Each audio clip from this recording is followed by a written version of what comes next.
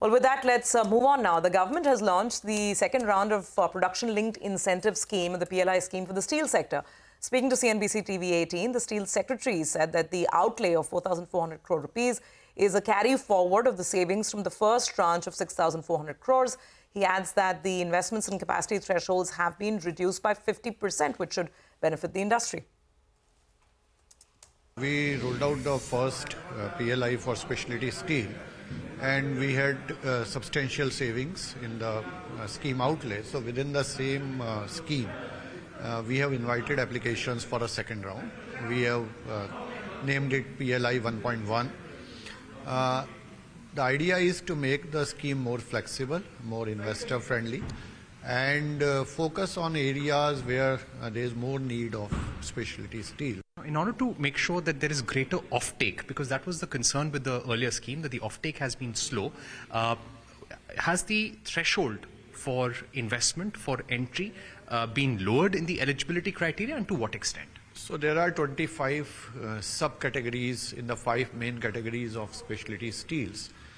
We have done a few modifications. Number one, we have for augmentation, because many players, they have the basic facilities of steel making. They just augment their capacities in terms of specialty steel. So we have reduced the thresholds, both capacity and investment, by 50%. So we have said that for augmentation, the threshold will be 50% as compared to a greenfield.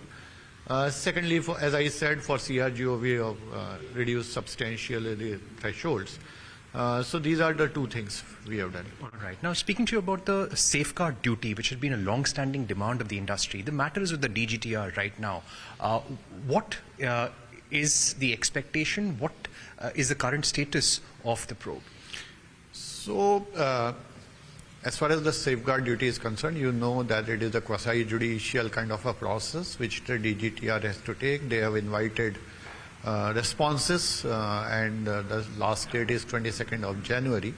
So the DGTR will give its recommendation after that, and then the government will take a call on the safeguard duty. But having said that, it is a fact that we need about $120 billion of investments if we want to remain self-reliant in the steel sector. All right. My final question would be about the disinvestment in NMDC. What is the status of that? We were hearing that the proposal is now in very advanced stages. NMDC, there is no disinvestment. Right. In the steel sector. You are saying in the NSL? Yes. Yeah, so there is a decision of NSL, I think in 21 the decision was taken. As far as the steel industry is steel ministry is concerned, there is no fresh development on that side. All right, so the big takeaways out there from the steel secretary is that the PLI, they believe, will make India more self-sufficient, smaller in the entire steel scheme of things. But also he says that they're lobbying hard and they're hopeful for some decision with regard to duties that could be imposed that protects the domestic steel industry from imports. And on NMDC Steel, he says there's no movement, at least as of now. So those are the broad takeaways from the steel secretary. Slip into